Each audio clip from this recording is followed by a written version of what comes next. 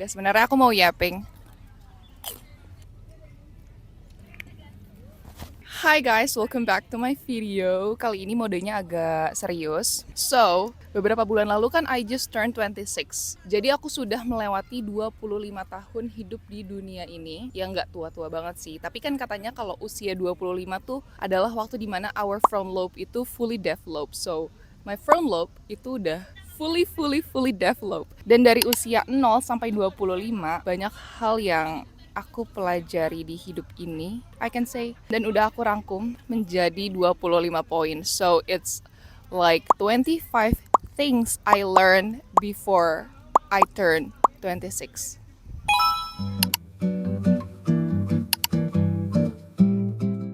Number one, live the fullest. Be cringy, put yourself out there. Mungkin awalnya aku tipe orang yang kayak nggak pedean, banyak mikirnya. Kalau misalkan pengen ngelakuin suatu hal karena takut sama judgement orang lain, padahal belum tentu dijudge juga gitu.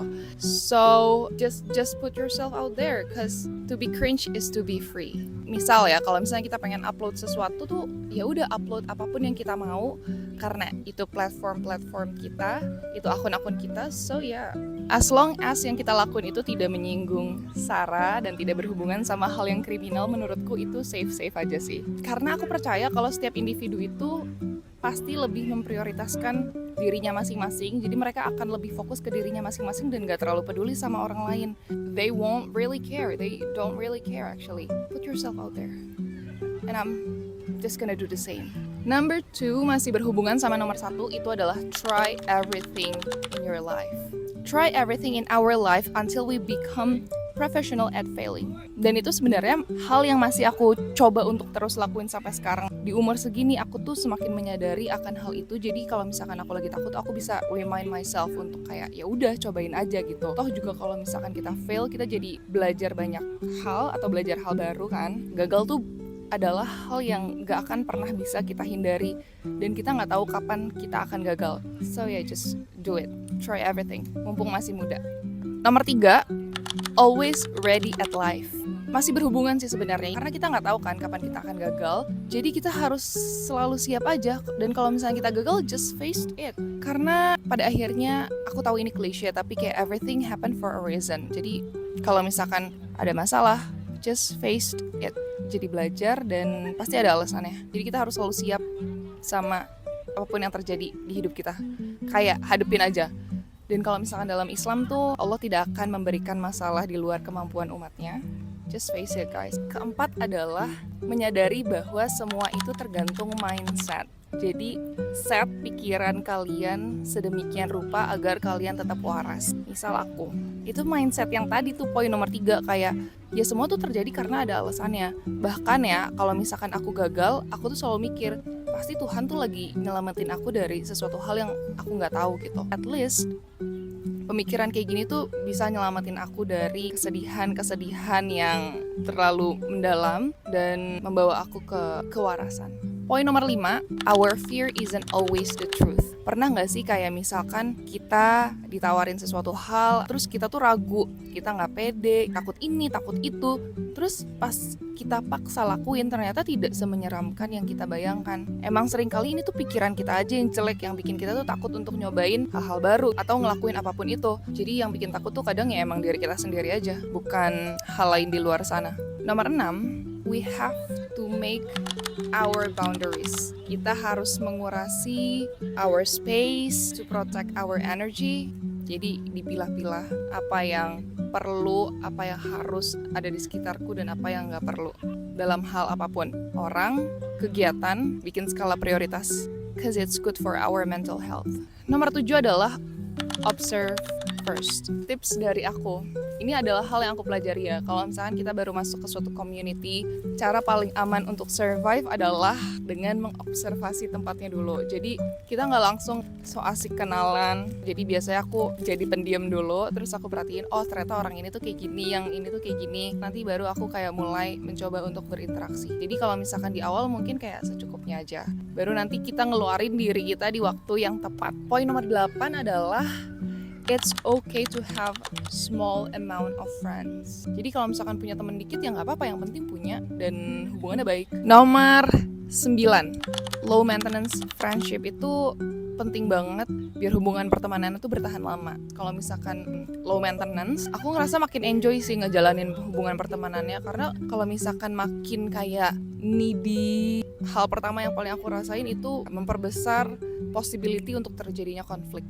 Tahu gak sih pepatah yang bilang makin jauh itu makin harum? Kalau misalkan ada nanti aku sematkan quote-nya.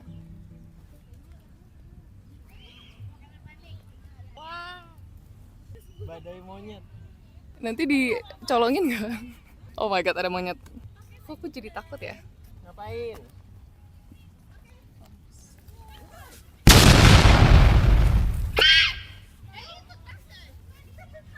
Mampus, takut. Lihat ini ada banyak monyet. Jadi kayaknya aku mau pindah tempat deh. Sumpah tadi dia ada di dekat sini. Aku udah mulai packing gitu. Oke, kita memutuskan untuk stay di sini. Memberanikan diri. Lanjut ya. Nomor 10. Hal yang aku pelajari adalah jangan mix circle pertemanan. Cause it didn't work on me. On me ya. Maksudku itu adalah hal yang gak aku akan coba lagi.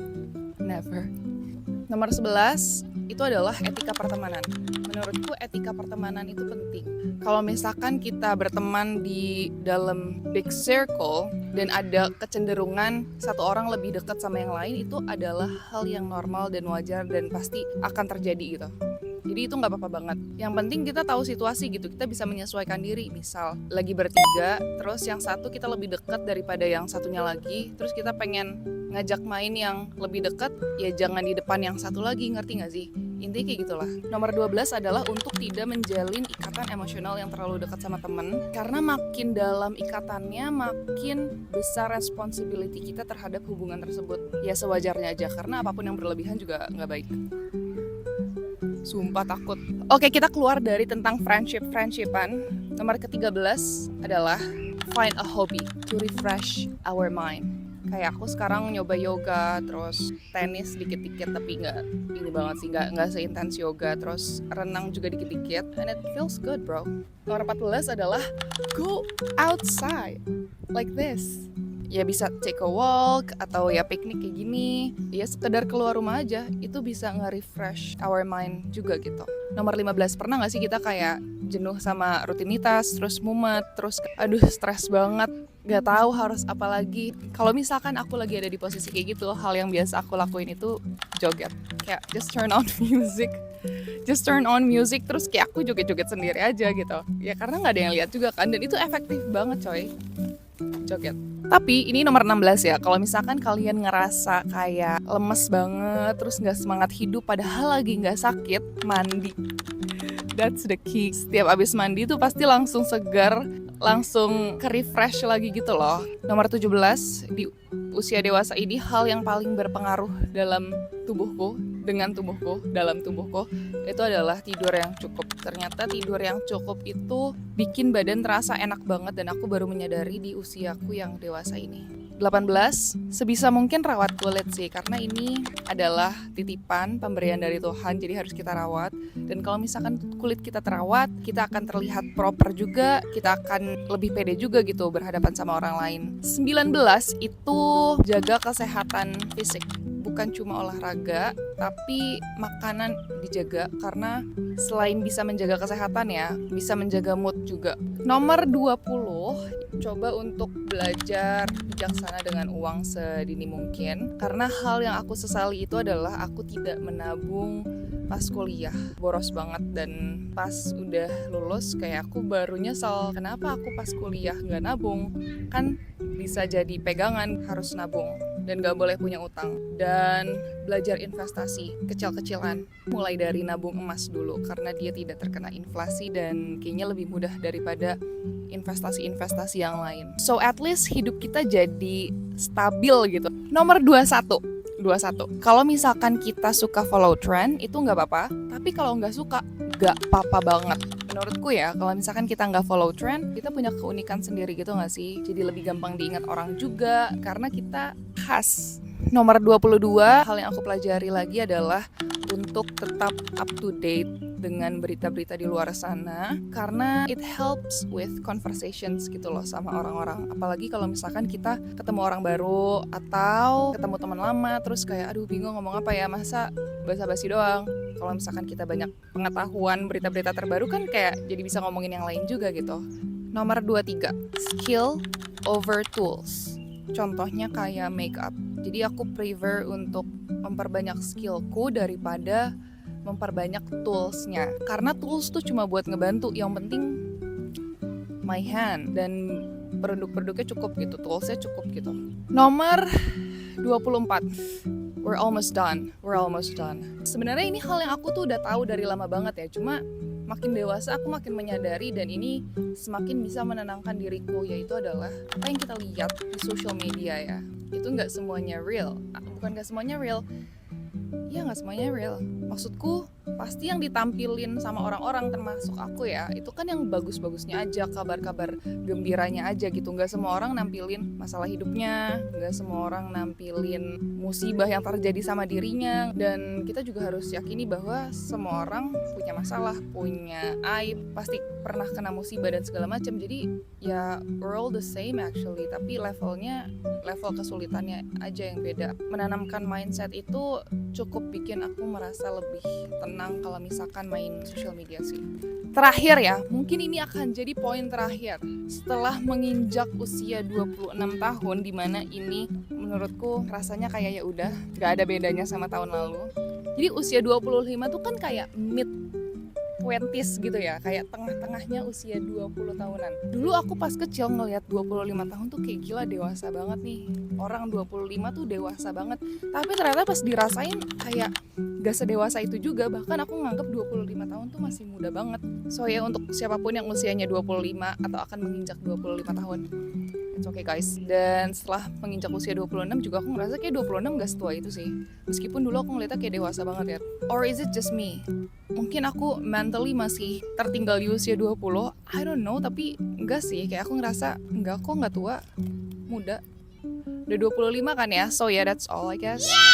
Gitu deh, apakah nanti di usia 30 tahun aku akan bikin video yang sama kayak gini? We never know, gak tahu. Hope you guys like this video. Bye.